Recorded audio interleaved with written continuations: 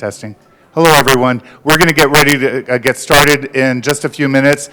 Let me go ahead and ask you all, before you get too comfortable where you're sitting, we'd like to have fill-up tables because there will be group discussions at the table level. So if you're by yourself or with one other person at your table, please come and join.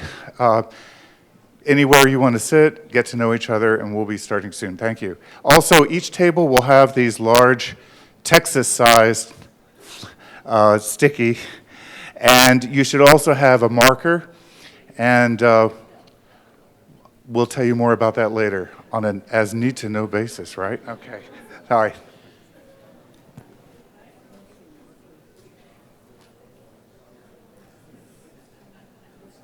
Who needs a marker? Marker?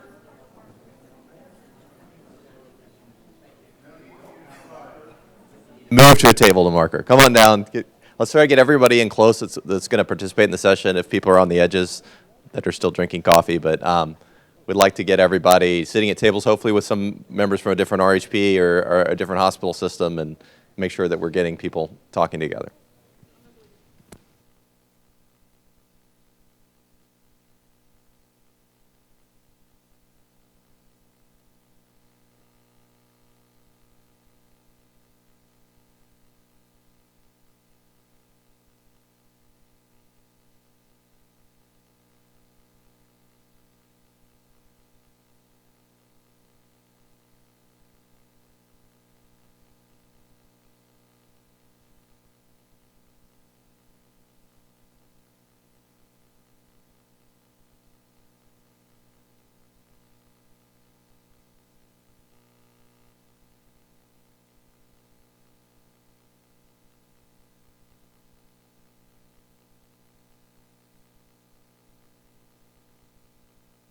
From the selected projects are here, from either we have from the palliative care program, Deanne Young or her representative from RHP 10, the discharge planning, Janice Knaby, or representative from RHP 10.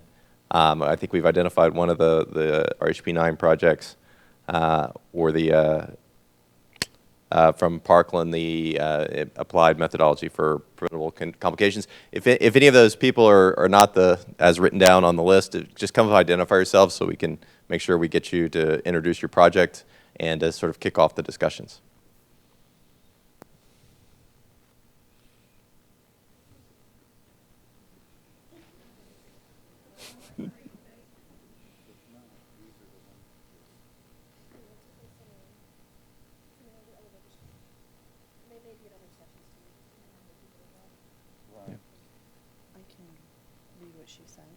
Okay. About that. And I have a brief history. Yeah.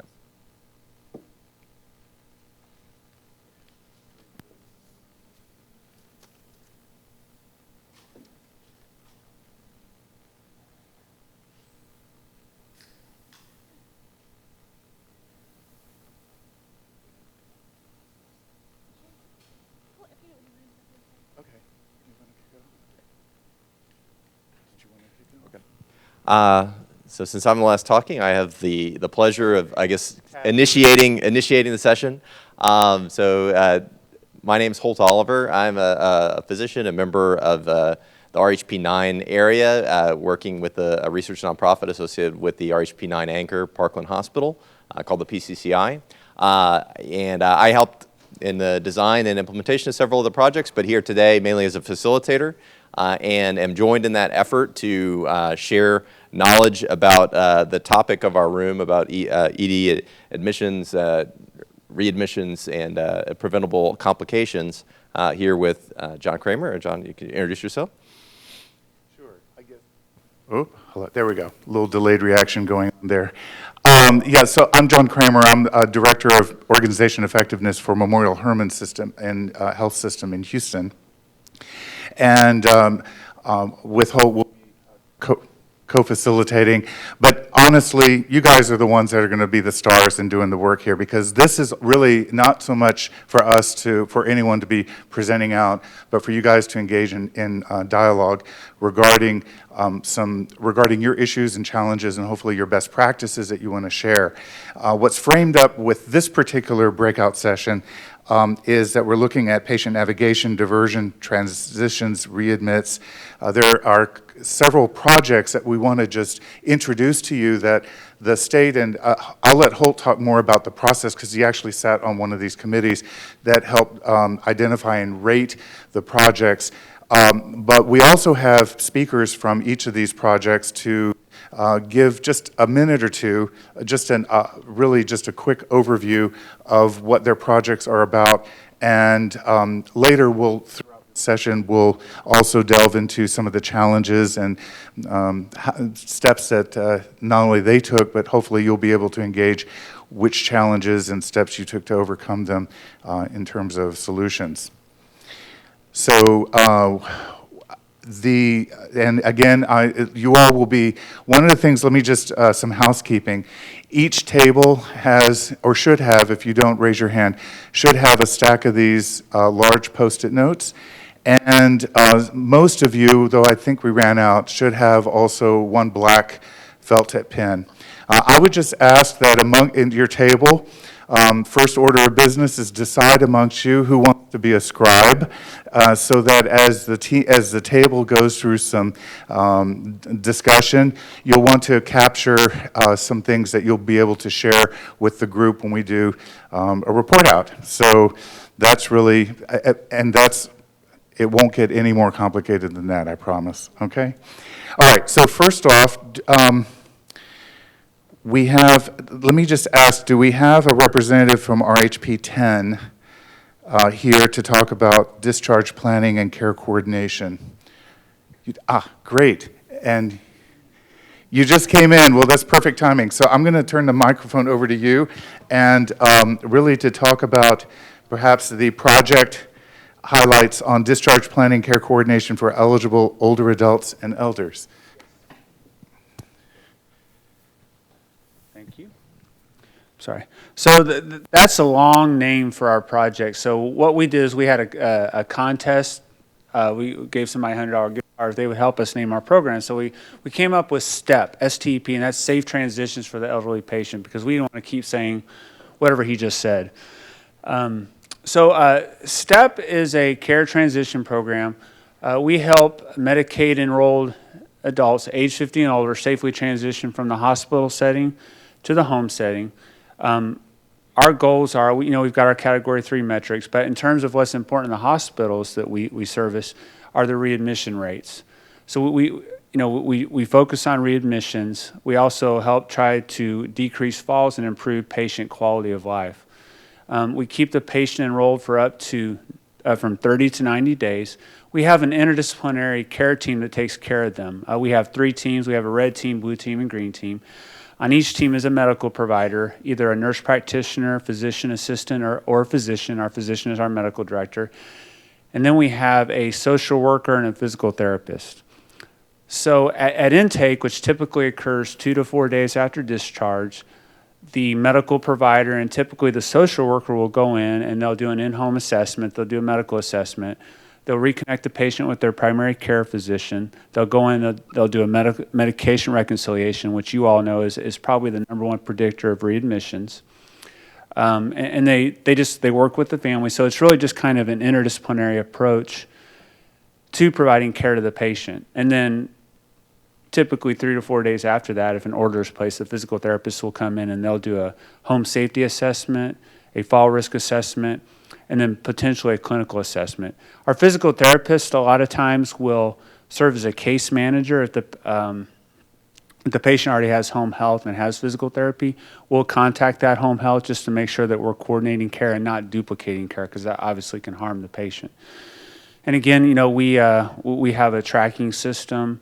We keep them again for 30 to 90 days, and we try to keep them from going back to the hospital. Great, thank you. Thank you so much. And I'm sorry, I didn't catch your name again? I'm John Allen. John now. Thank you, John. Is Deanne Young here by any chance? She's not here? Okay, let me briefly talk about, also from RHP 10, the palliative care program. And I'm reading from the one-pager that was submitted. This project provides patients who are seriously ill or have life-threatening illness and their family access to palliative care, which was not available prior to this project. These services contribute to the quality of life through clarification of the patient's treatment goals and coordination of the goals with the medical team, better symptom management, spiritual and psychosocial support for the patient and family. Services improve the patient's quality of life by providing care based on the patient's goal for care. The patient's well-being, not the disease, may improve physically and emotionally as a result of decreased suffering and better symptom control, contributing to a sense of improved health status in this population. Using data analysis, evidence-based practice, and needs assessments, the program will be evaluated for access, efficiency, and effectiveness. The trajectory of our program is dependent upon the needs of our patients, which will be influenced by barriers to care, evidence-based practice, ongoing needs assessment, and healthcare funding. Is there someone else from, you're with RHP 10, is there anything else you might want to add regarding the program? Not to put you on the spot, but Additional information. no additional? Okay. All right. Very good. Moving on down the line. Is Jesus Medrano from RHP 15 here? Ah, excellent.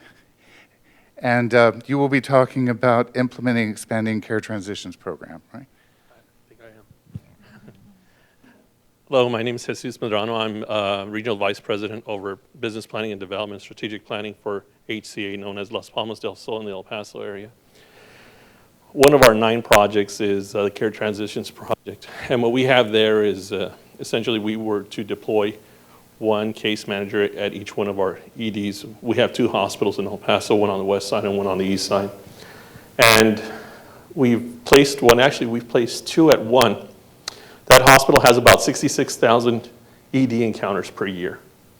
The other one has about 44,000 encounters per year. So in a region such as, far west Texas, sitting on the border, we have, and you all, I'm sure, see this as well, we have quite a few patients that leave the hospital and really don't understand what it is that they're supposed to be doing or what the doctor has instructed them to do as far as their discharge instructions go. So these folks sit with them, guide them, make sure they understand what discharge instructions are, and they also help navigate them through the system as far as maybe securing a spot with an FQHC, home health agency, and working and collaborating with other providers within the community that may be able to assist them. And really that's it in a nutshell, but we, in DY4, we expected to have about 3,000 encounters. We've already hit that as of June. So we expect to have somewhere in the neighborhood about 36 to 4,000 encounters before the demonstration year is over. That's really it. Any questions? Thank you. Okay. Thank you very much. Yeah, give it up for him. Come on. All right. Next, we have Monica King from Memorial Hermann, and I'll let you introduce yourself and your project. Good afternoon. My name is Monica King, as he indicated. I happen to have the privilege of managing our ER navigation program at our Memorial Hermann Health System in Houston. And basically, our program is in place to identify uninsured and Medicaid patients who come to our ER for primary care purposes.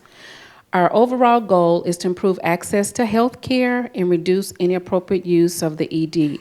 And we do this by utilizing community health workers who have the responsibility of educating, navigating, and following up with our identified patient population. And that's our program in a nutshell. You want me to say more? No, whatever you want to say. Okay, that's my elevator speech. All right. Thank you.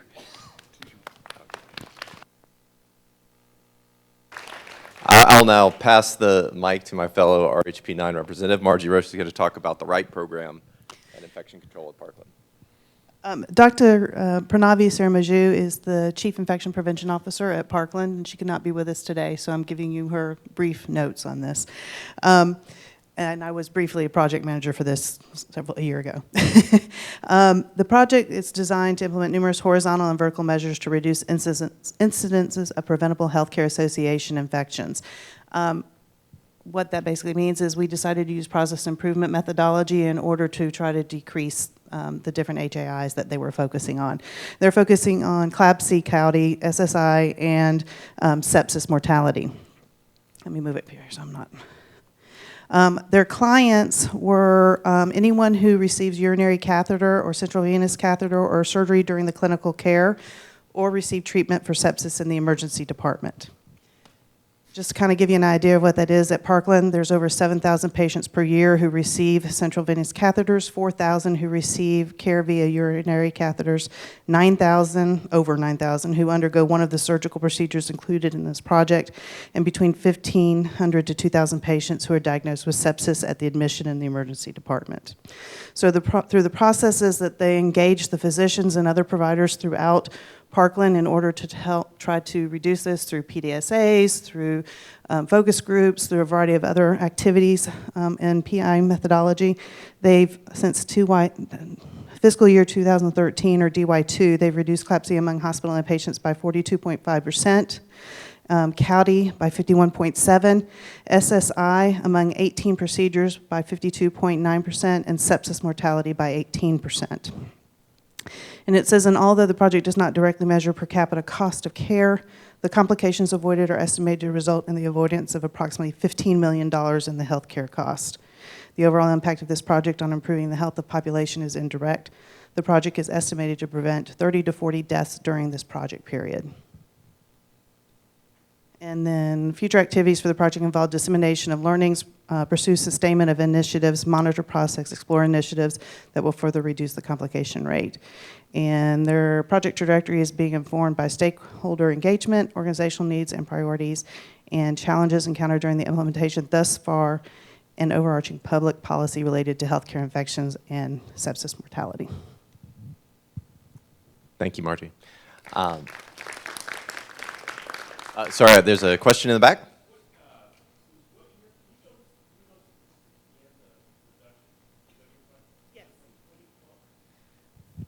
From fiscal year 2013, it would have been DY2 for us.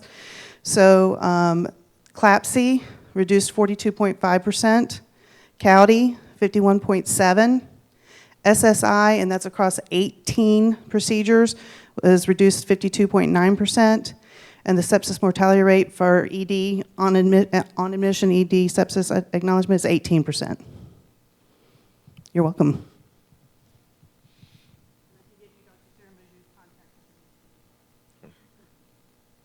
And then also from RHP9, I think we have Carmen Damas here instead of Nikki Shaw to talk about their primary care connection.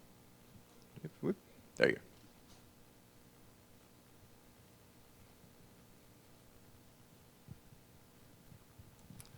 Yes, like you said, I'm Carmen Davis. I'm one of the social work supervisors for Primary Care Connection, and it is an ED navigation program we have at Baylor Scott and White at 4 of our North Texas hospitals, one in RHP 10 and then the other in Region 9. And so the other 3 are in Region 9.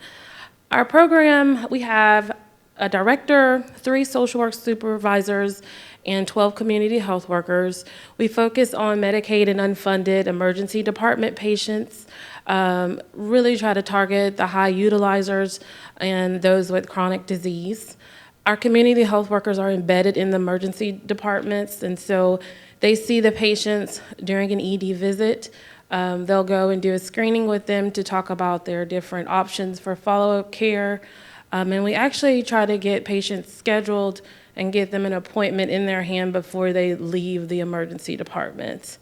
Once they're discharged, if we scheduled an appointment, we'll give them a follow-up call or a reminder phone call for their appointment to make sure there aren't any barriers that are going to keep them from going to that appointment, such as transportation, which is a big thing for us. After their scheduled appointment date. We will contact the provider to confirm if the patient actually went to their appointment. If for some reason they no-showed or canceled, then we'll reach back out to the patient, try to address any barriers, and then get them rescheduled. The community health workers also provide additional resources. And for those patients that won't allow us to schedule, or if there's a process that won't allow us to schedule an appointment, then we will give them navigation information, everything they would need to do it on their own. And we have some things in place to identify readmissions. So those patients that we worked with before, when they come back to the ED, we're notified, and we can go and see them again to really try to get them connected. I think our last report showed a 51% decrease in ED utilization for the patients that actually had confirmed appointments. So getting them to the appointment is really important for us. Thank you, Carmen.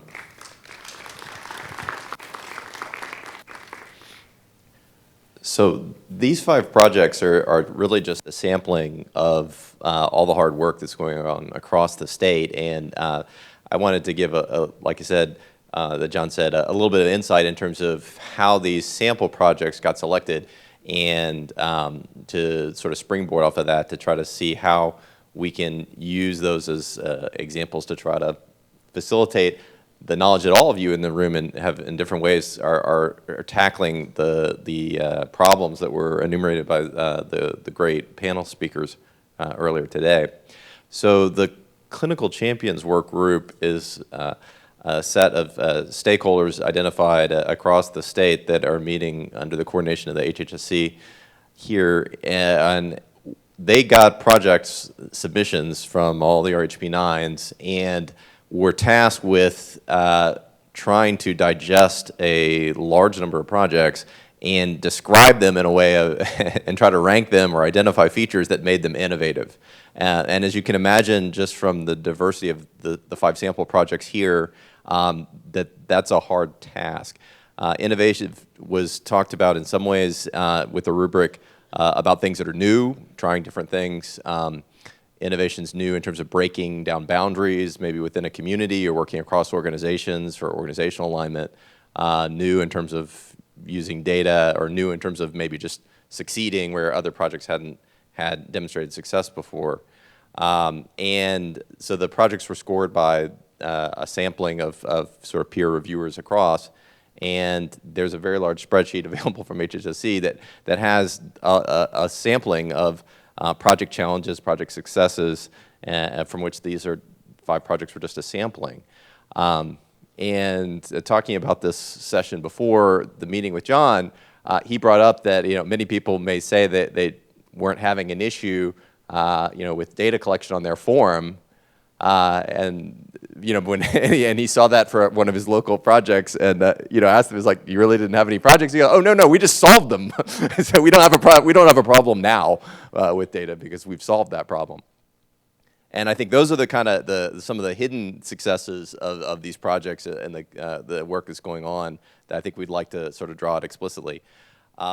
Within there are a couple of different domains that were suggested that we wanted to try to get some maybe table discussions around to identify from your own projects or kind of what you've been hearing from maybe some other projects that weren't talked about today, pertinent to the topic today about ED utilization, transitions of care, and these other projects.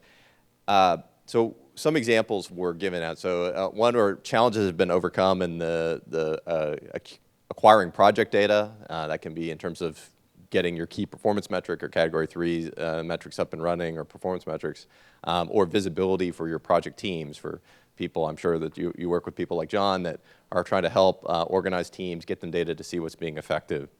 Some others have been staffing challenges or HR challenges in terms of working within the constraints with the staffing you have, or trying to fill new positions or new roles for the projects. Collaboration across your sort of organizational walls, so elements of the projects that you made new partnerships outside your walls that you thought were eye-opening for either within your domain or your thing that we're breaking down. and maybe some of the instances of issues about the capacity bandwidths or working within your networks that you've had to solve. Those are just some sample domains. But what we really like to say is to see, what are the things that, like the speaker, I think Clay Johnston maybe mentioned, about what would keep projects like this, where they're identified as being successful, hopefully within the next year, what keeps them from going statewide? Certainly, that's kind of part of our goal. So to figure out what it is that's working, how we can get it statewide, to improve the health of I think the patients that are targeted on the DSRIP, as well as to improve the chances of making our case that the DSRIP Project Texas should be continued, and we should continue to have new projects that allow other people to build on the success of within their RHP or other RHPs across the state. So the point of getting at this little tables with the little or big Post-it notes is to try to pass around the Post-it notes, capture your thoughts in some of those domains for a couple of minutes, and then we'll try to get those together and see if we can get some of the people to get what you think is the best nugget from your table, your local experience. We're all kind of different people touching different parts of the elephant, so I think there's a lot that we can identify within those domains. There's some others that make for a successful project. So just to recap, the domains that Holt had suggested, one is engaging patients. So any issues or things around engaging patients, workforce and staffing, obtaining data, and community partners. I may have said it a little differently than you, forgive me. And then, of course, you may say, you know what, those are fine and dandy, but I have bigger fish to fry. So please add your own. But it's just to get some things going.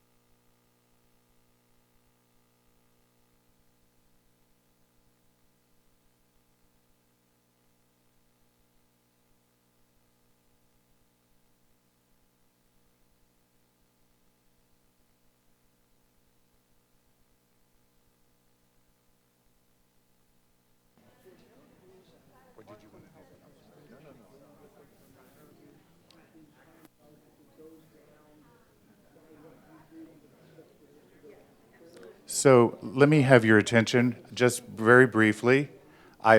Sorry, I don't want to interrupt you all having great dialogue. As you're going through your lists, if you haven't jotted anything down, now would be a good time to identify what are your key issues at the table. Really what we'll want to do is, if you want to just share, we'll go around and give each table a chance to identify maybe the top one or two, whether it's from each category or if you came up with your own category. It's however you all want to prioritize. We'll do that in about another 10 minutes, so that'll give you all a chance to agree among the table what your key issues are.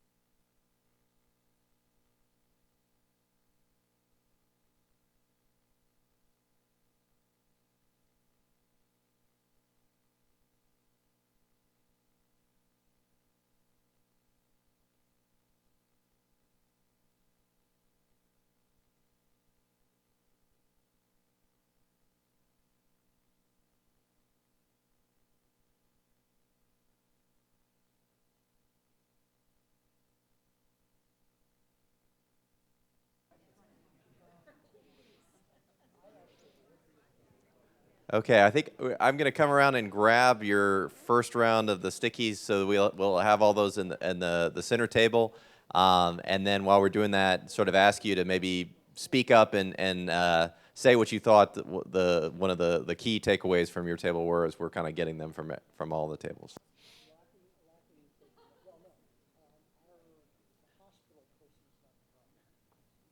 All right, I'm going to pick on Barry Lockman here. What would you say would be one of your key takeaways from your table, Barry? Data is key, and that there are all sorts of problems and gaps in the data, and that affects engagement, and it affects the ability to assess the outcomes. All right, I will take those insights, and we'll move on to the next as we go around. Who's going to be the table spokesman here? Oh, we have a nominee. Ours was staffing, primarily with mid-levels, nurse practitioners. There's a salary barrier. Also education to nursing homes to address readmissions. Possibly sending a nurse practitioner twice a week to the nursing homes for additional education for their staff, and to evaluate those sick patients there to prevent them from coming back into the ED. And enough providers at SNFs to prevent readmissions.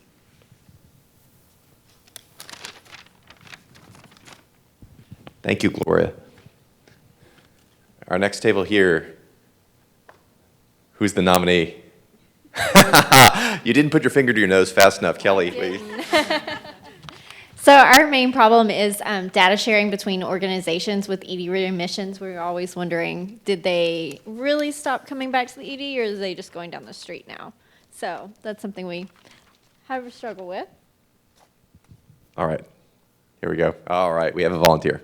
Mariah.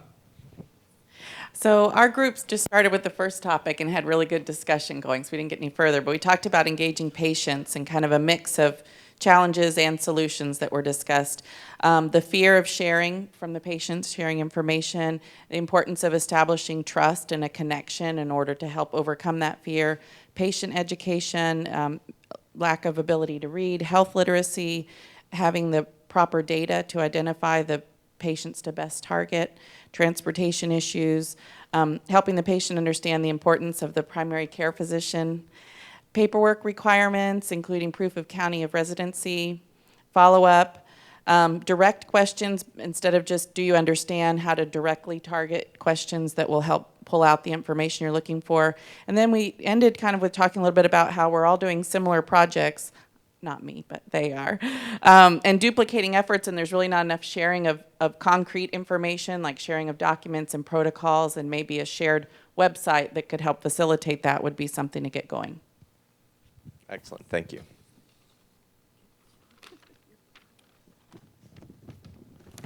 All right, y'all know the drill. Who got nominated from this table? Well, we can go around. We'll start with me. I'm not sure that, I guess we'll just take a stab at each of these. So we started all of the topics, and on engaging patients, we looked at like our discharge navigation, like the home visits. One of the issues is when you go to a home, there are safety issues with some of the patient populations, so that's a consideration to look at when you're sending your staff to homes that may be unsafe. Another item under that would be if you're not going to their homes and you have a discharge navigation service that discharges them, they have high no-show rates. They don't keep appointments. They will just go to the emergency department they don't get the difference between they need a PCP or going to the ED.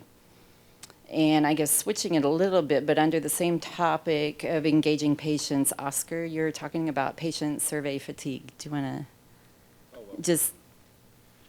You know, with a lot of these initiatives that are going on, we tend to be giving our patients lots of surveys, hand washing surveys, customer satisfaction surveys, quality of life surveys, and our patients are getting what I call survey fatigue. And I just, it's starting to happen now in this year, and I think it's just going to get worse. So we're dealing with that in our institution with our projects. I don't know if any of you are experiencing the same thing. Yeah. I mean, and then we do robocalls too, and so some of them are calling us and say, "Don't call me anymore," that type of thing. Yeah, I think the multiple phone calls is certainly a recurring feature at our institution too, and who's holding the football in terms of that first call and following up is another recurring challenge. All right, from this table.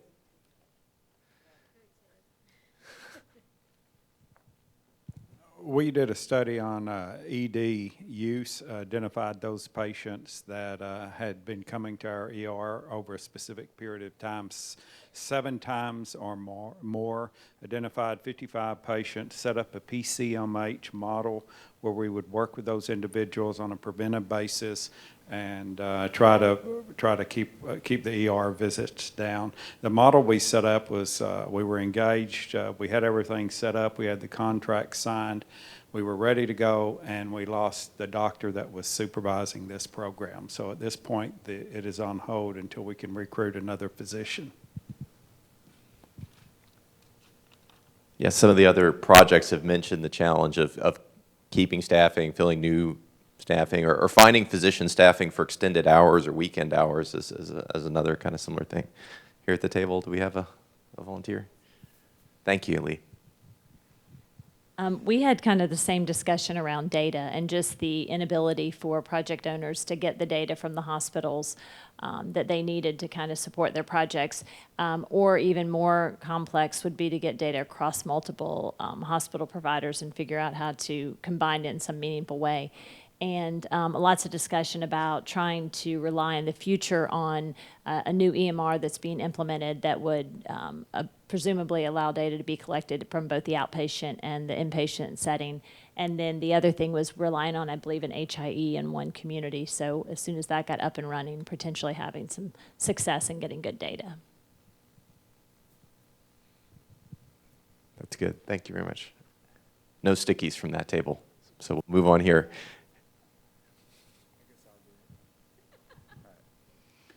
So we've got some things here to talk about. Let's start with data, our favorite. So some issues we identified was our hospital partners' willingness to share their data. I'm afraid that we will use it to, if their readmission rate is higher than, whatever, that we would share that information with the public and which they wouldn't like. Data interpretation, the language associated with these district projects is sometimes very obscure, and so people may interpret the data differently.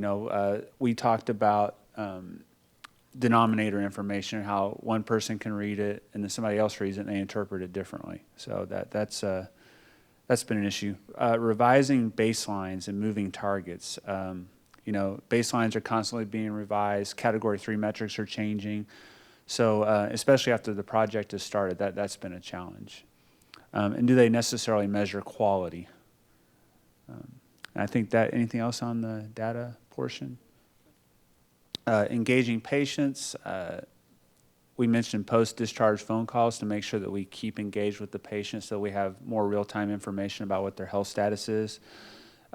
Meeting the patients in the hospital to kind of develop that rapport with the patient up front, get them enrolled so that they see us before the phone call. Involving the family, having a family advocate so we have a more holistic approach to how we provide transitional services. Education on the phone. A lot of times when our patients see us calling, they might fear that we're calling because we're trying to collect. Introducing up front that, hey, here's the phone number that we'll be calling, and this is not to collect. This is to check up on you, see how you're doing.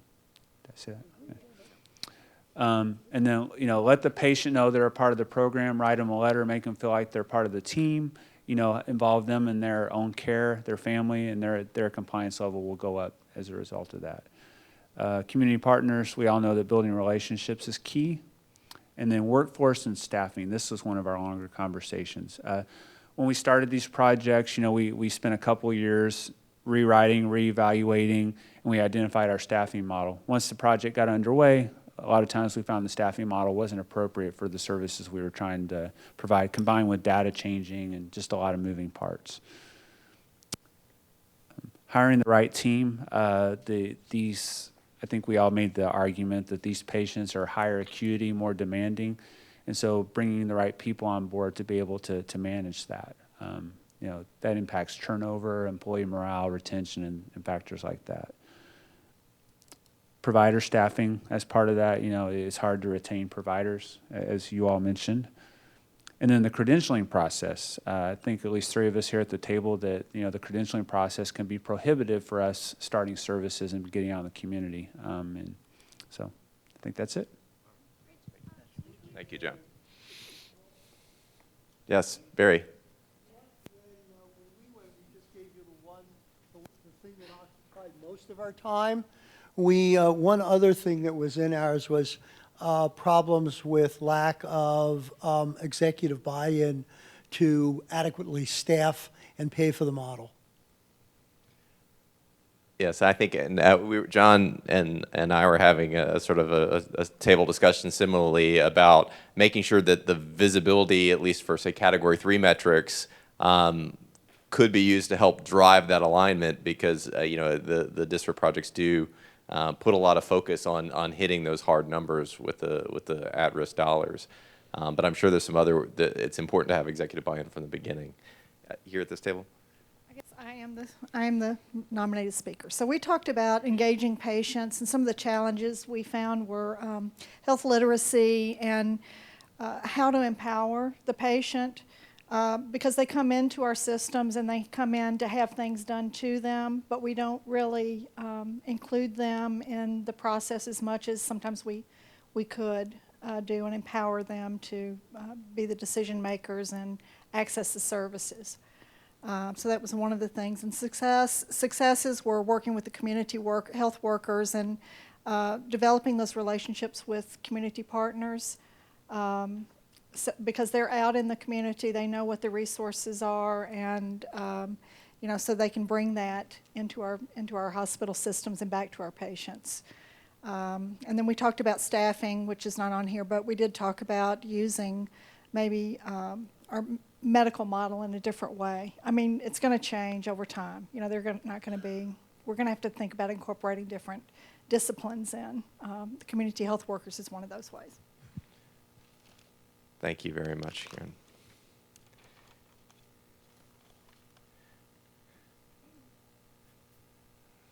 Yes, I will grab your stickies. Here at this table, this may be some plants, but do we have a Jesus of you? So we looked at the challenges as well as potential challenges and issues that have surfaced. And with patient engagement, we have variability. You have various projects, various providers within the community providing services at different levels. One may include just an RN reaching out, what have you. Another may include a nurse practitioner seeing patients. We also have overlapping and coordination of projects. One example was, for example, our care transitions program. We also have a hospitalist program as a district project, and getting those two to coordinate, and I think we want to focus more on that. We also have workforce and staffing. This, one of the concerns that even employees have when they sign on for a position or apply for a position is the sustainability of the project. How long will it be around, especially with the unknown future? Same with physicians. As far as obtaining data, accuracy seems to be an issue, and also fragmented data. It seems that depending on who you ask, depending on what registry system, for example, you utilize, the gathering of the data may vary. And last, community partners. We really focus on the payers. Some of the services that we provide under district may not be reimbursable by payers should the program one day fade or change. We also have the issues regarding to charges, coding, and ICD-10 implementation. Great. Thank you very much, Jesus. I think we have one more table.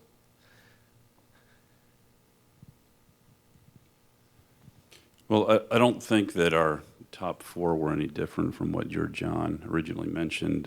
We have significant issues with data collection, collaboration, staffing, and behaviors, but I don't think I've heard from the group as far as behaviors go is provider behaviors and kind of getting your mid-levels or your physicians to direct patients to different avenues or to go through different processes. We have a a provider who's having, pretty significant issues based around just changing internal staffing behaviors. And then we've got a provider who is having, which I've heard, issues with credentialing and the time that takes if you're having your physicians working in outside clinics or other hospitals. That's not an overnight process. I mean, you're looking at least 4 to 6 months. So that's pretty much where we sat. Thank you, Andrew.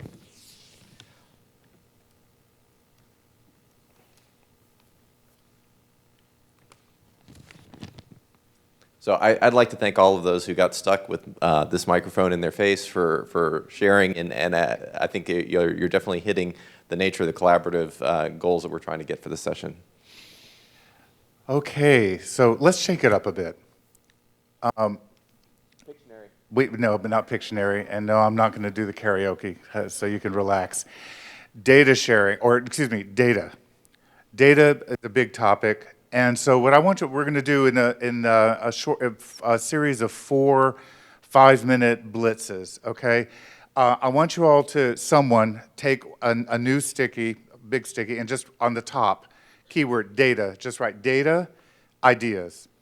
And what I would ask you all to do, and I have to be honest, my nature is I'm a major control freak, and so I would want to tell you exactly how to do what I'm going to, but I'm going to take a rain check on that.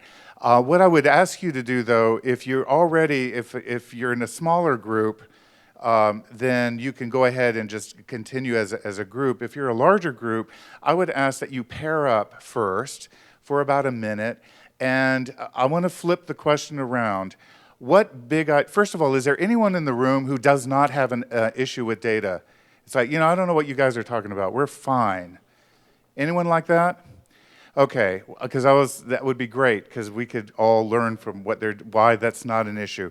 So turn it around and come up with the big idea. What would be an idea, one takeaway, in terms of what could I do to flip that around and mitigate one of the issues regarding data? And mull that around, pair up with someone. So you share, well, here's my idea, well, here's what I think. And you all decide what 1 or 2 ideas at the most, not more than that, 1 or 2 ideas to contribute to the rest of the table. And then just whoever wants to scribe, just write on the data ideas sticky some of the key ideas that your table come up with, okay?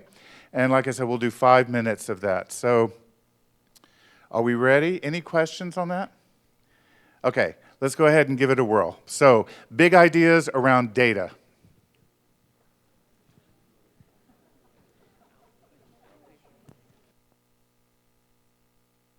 And for lurkers on the edge of the conference room, please join in at a table if you're coming in late.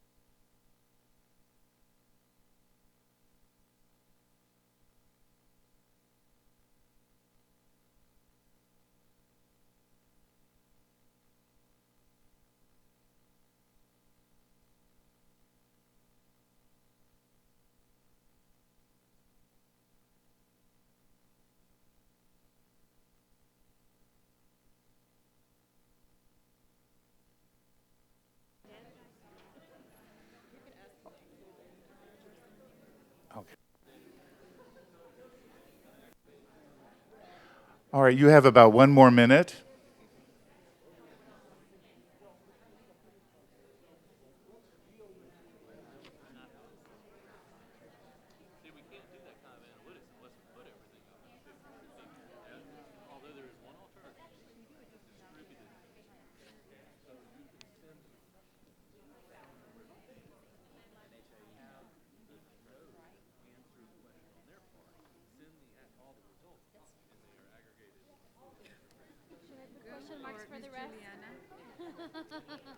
Whatever you want.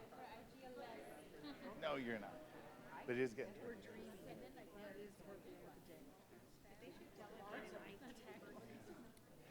All right, so let me ask you all, first of all, a couple of things.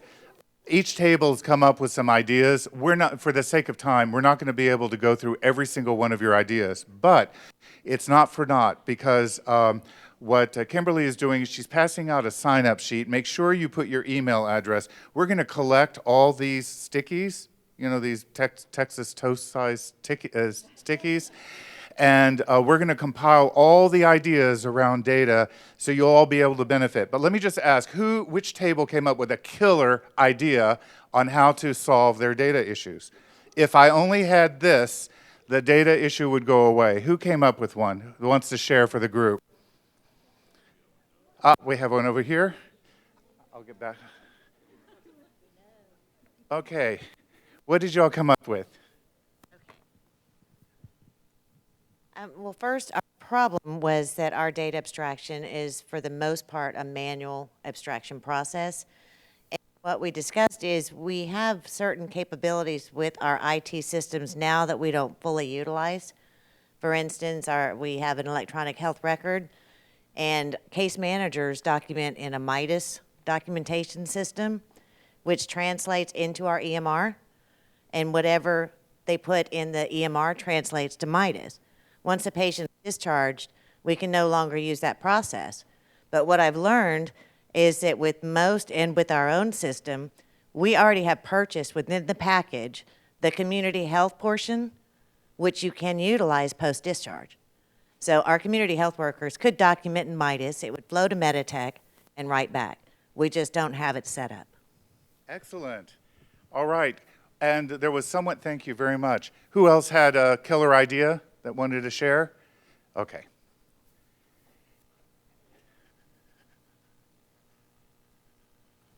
My favorite killer idea from the speakers earlier today was to try to get the federal government to pay for it. I thought that was excellent. I think we should investigate this 90-10 provision of the ACA. I don't know if it's really a killer idea. It's something that's been around for a while, and it's maybe too late. It's definitely too late now, but moving forward, data early on. So I think that a pretty common problem is, you know, we figured out, it was kind of thrown on us. All right, you guys need to come up with projects. All right, let's come up with projects. Let's figure out who we're going to work with. And then a couple years down the road, we finally realized, all right, we have to start collecting data. If you start off early on and understand the data, that's going to help you shape your projects a little bit better to begin with. Put that into the agreements. We have a lot of problems with getting data from other sources when we're collaborating with other members of the community, other facilities. Put that into the agreements that we're already entering into to perform the services, and move forward that way. And so base things on data instead of trying to use the data to catch up on the back end. Great. Okay, thank you. All right, and so take a new sticky. We'll collect all these after. You know what? Just leave them at your table and we'll pick them up. We'll do. How's that for service? Okay. But for now, take a new one and put staff as your keyword. And you're going to have another 5 minutes, second round. Talk about what kinds of staffing issue. And let me just if you have issues or whatever your issues around workforce or staffing, you know, you can't find the right people you need, or you can't stand the people you already hired, or whatever it is, put it down, and then what is your idea? And then if the pair and share worked last time, just follow the same format. If you want to do something different, go for it. But you'll have 5 minutes to get something down onto the yellow sticky. Thank you. You may start.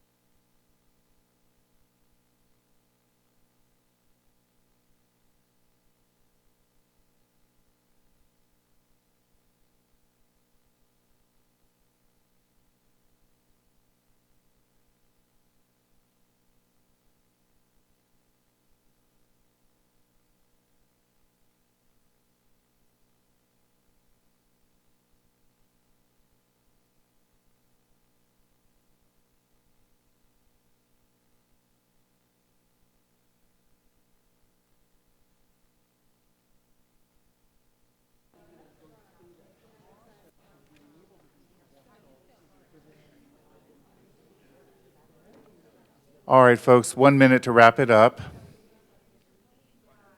That was a New York minute.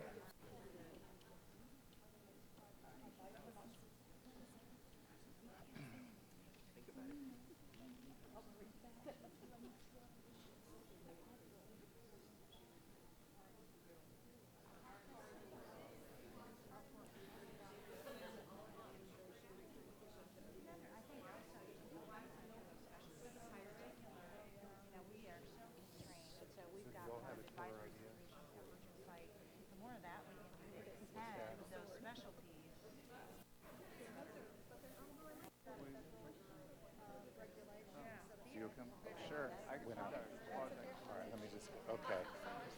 All right, folks, so I realize it's a little bit of a rush, but go ahead and complete whatever you were writing down. And over here at this table, I believe we have an idea to share in terms of regarding staff. Actually, I'll mention all three.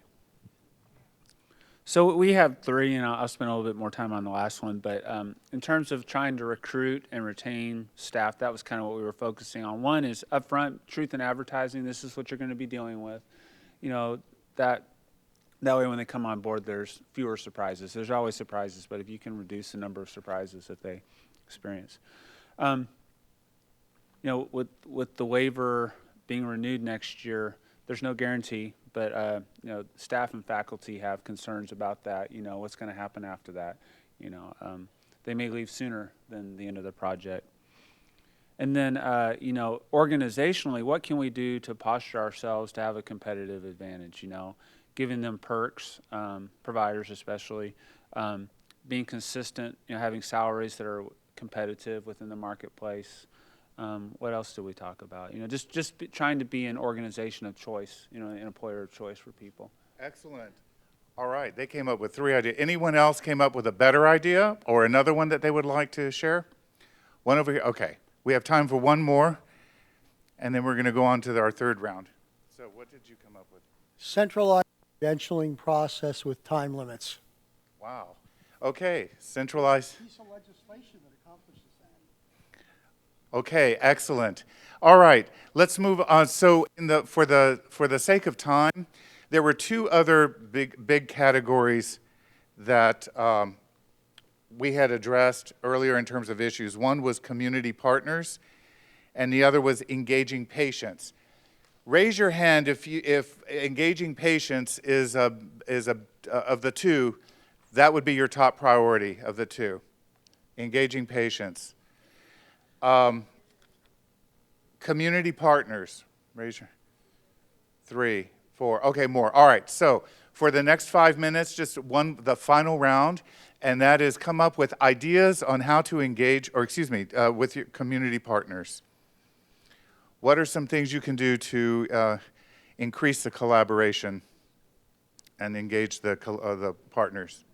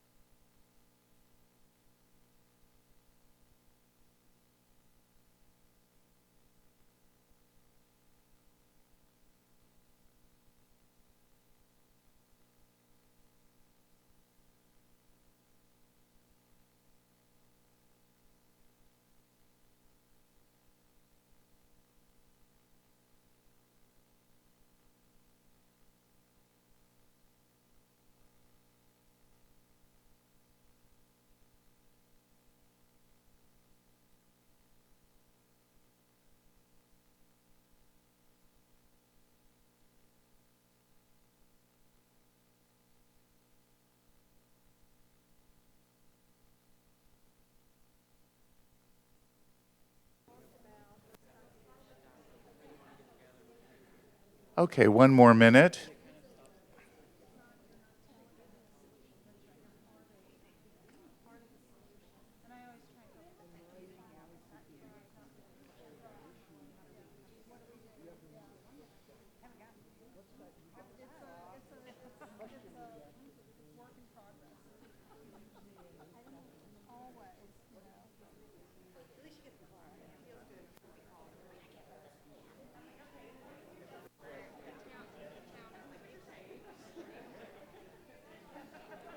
Do you all have an idea you'll want to share with the group?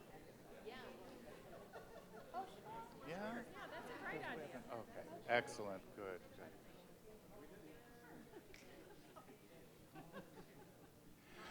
All right, so let me ask you to wind everything up, and we have, what idea did you come up with for community partners? Okay, so there were several that our team came up with. One of them was to have educational events to create awareness, meet with all stakeholders for roundtable discussions to increase buy-in. And then I actually shared something that we actually did. I live in Dallas County, and so behavioral health is one of our huge issues within the city. And so we wanted to have an integrated model to provide behavioral health resources and services. So we made the choice to provide free clinical space for a group in Dallas called PCC, Pastoral Care, and we have allowed that free space to be available to them. And so then that allowed us to be able to offer a 6-visit model with our patients for clinical resources after they had been screened initially by doing the PQH9.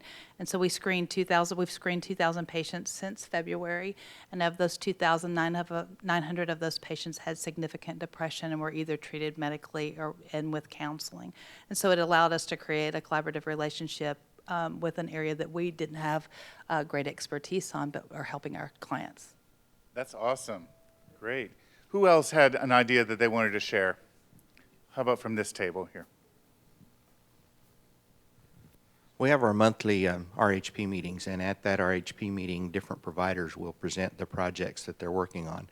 And it really allows us to collaborate and use those other partners and those other things that are going on for our advantage, because there may be somebody that's working on a project that you can refer your patients to, and it really helps us a lot. Excellent. Thank you so much.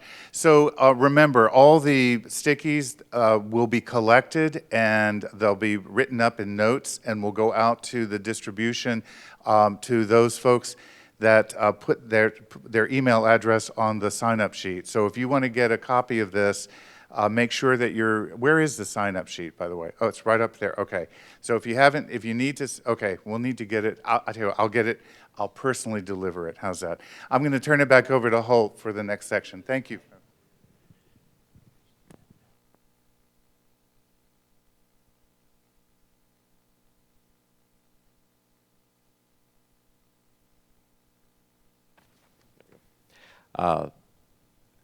One of the other things that we wanted to talk about in terms of facilitating this is, again, how does Texas tell its story, or how does your RHP9 tell its stories about success in ways that facilitate sharing successful ideas, so recognizing other people's success and also making that case of how the state is being successful, or identifying projects that are being successful around the state. My personal experience in that is working in part on in our local data governance efforts to come up with the quantifiable patient impact and Category 3 metrics for institution. There's going to be a speaker tomorrow on that, John McManus. But I think that's one of the things that how can HHSC or you amongst yourselves, can we seed ways to speed up the dissemination of good ideas? And so I think this is another area that we could potentially have, and I'll maybe throw out a couple of ideas to start, and then try to see if we can get show of hands of other people that have found things either effective in their local area, or ideas that we want to kind of get up to the HHC. So one thing that John and I are talking about is the use of organizational dashboards that communicate that metric, at least internally. So that's one thing of the potential success that is maybe within a system, but does help drive change. But one of my big ideas in this is, is there a way to get some of the metrics reported at the state level in a time frame faster than once a year, which is kind of the temporality that maybe some of you get the PPA or PPV reports now from HHSC. So that would be my vision. It'd be something that we could get statewide, some metrics done consistently across the whole state. If other people have to take a minute or two, collect their thoughts, but then if we could get maybe 2, 3 volunteers to think about what would be their big idea about ways to share their own success, other than the kind of forums that are already put out by HHSC, like the Clinical Champions Group, where we're kind of polling it. And how do we think we can communicate those successes in a way that's productive? So take a minute or two, and then we'll do a quick survey and see if we can find somebody willing to share their big ideas about how to tell their story with outcomes.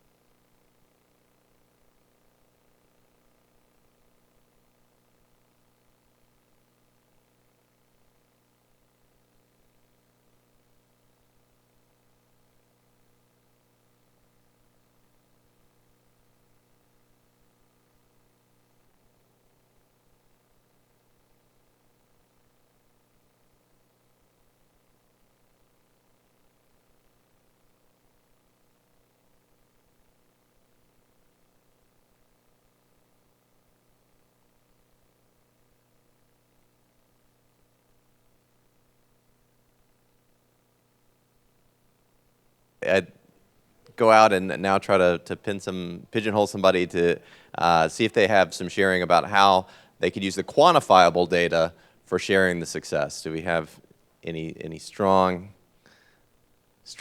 opinions on the use of the quantifiable data, such as the category 3s or the PQIs, to tell a story?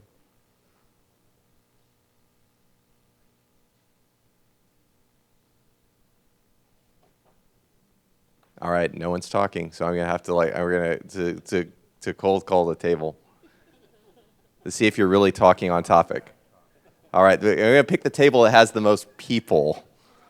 All right, so the ideas on sharing the outcomes with quantifiable data to try to spur sharing. What did the ideas? I know you talked about the challenges because your table talked a lot about how hard it is to get quantifiable data. What about sharing? And I'll just go with Shelley. We were talking about the same thing that you mentioned, doing dashboards and benchmarks. They work. They're effective as long as you know that your data is good, and there's credible and real time. Let me go ahead and go back to this early intervention, the real time data.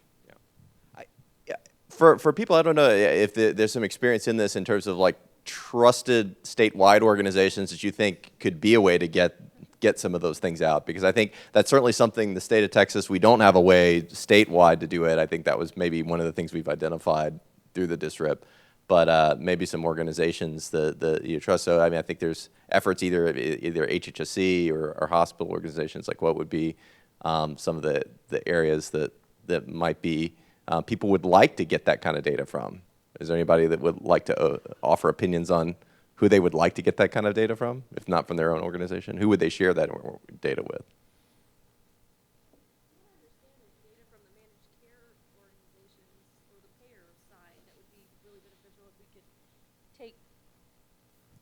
The available data from the payer sides that looks at the cost of care versus what we're doing, which we're really focused on care, and be able to combine that data to tell a better story, because we only have one half of the story. Yeah, I think that's something, an all payer claims database or something is some of other states, maybe smaller than Texas, have managed to get agreement on, but I think that's something, we have some from, John, I don't know, do you have any strong, we have a representative here that maybe you could share some of your insights from the THA's point of view. Our discussion for our group, well, we talked in an earlier session about getting the Medicaid managed care companies that have access to all the Medicaid data, and to try to have hospitals or have the organization contact all the different MCOs to get the Medicaid managed care information, because they have it immediately available. It's the same kind of concept that you came up with for Medicaid.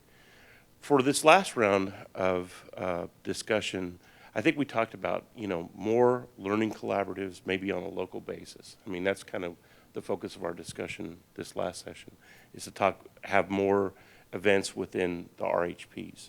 So. All right. The next thing I wanted to move on to, which is kind of the flip side, is one of the challenges I think for some other projects, especially in areas where achieving aims is difficult, or the startup time to get a project up and running makes it difficult to have early quantifiable data. How are more the narrative forms of successes or ways of demonstrating that through project stories, have you found effective at the local level? This is something that was challenging being on the clinical champions group, in that some projects are very early on in getting up. They had issues with hiring or credentialing. They had issues with getting stakeholder buy-in or getting their data together. So they don't have an early data story, but they have other ways that they're trying to point through, either through their QPIs or volume metrics, signs that the project is getting some traction. So if at the tables you could use the sticky and try to think of ways that have been effective about communicating that maybe within your RHPs, about early non-quantifiable data, and how, so we could try to get some examples that might be helpful to start putting together as the state is making its case for continuation of the DISRIP, so all these great projects can continue and make a big impact.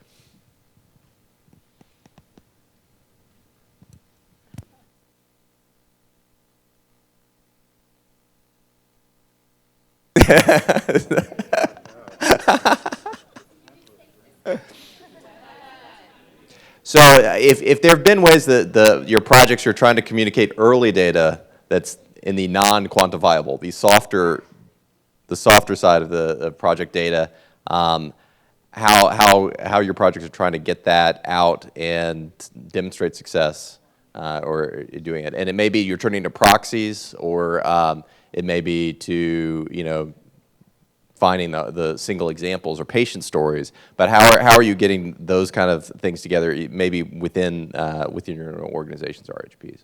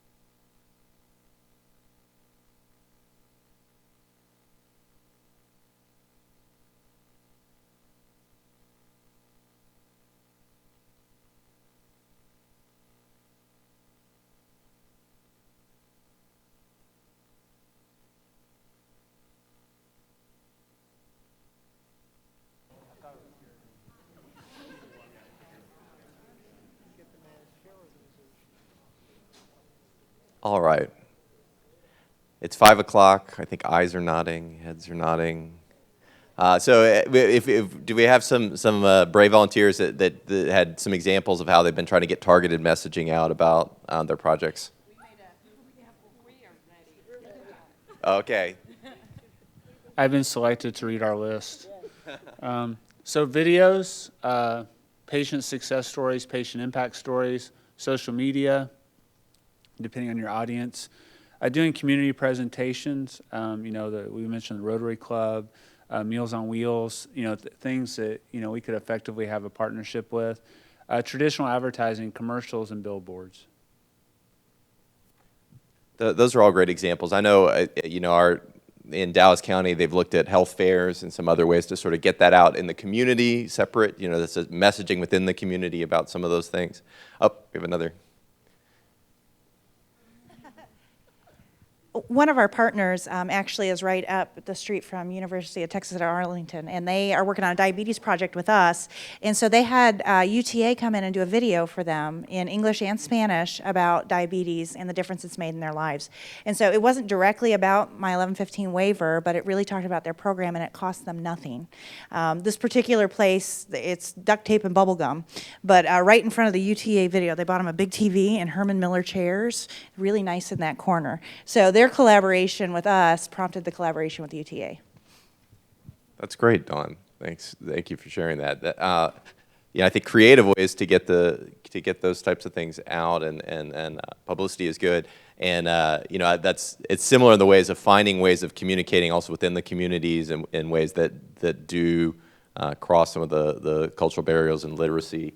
And then the right language information is things that had come up in some of the other items. I think those are both key things. And it would be nice, I think another thing that it was kind of hearkened on is that if there are some materials, statewide materials, that sort of represent some of these best methods of communicating maybe back to their communities or patients might become statewide resources.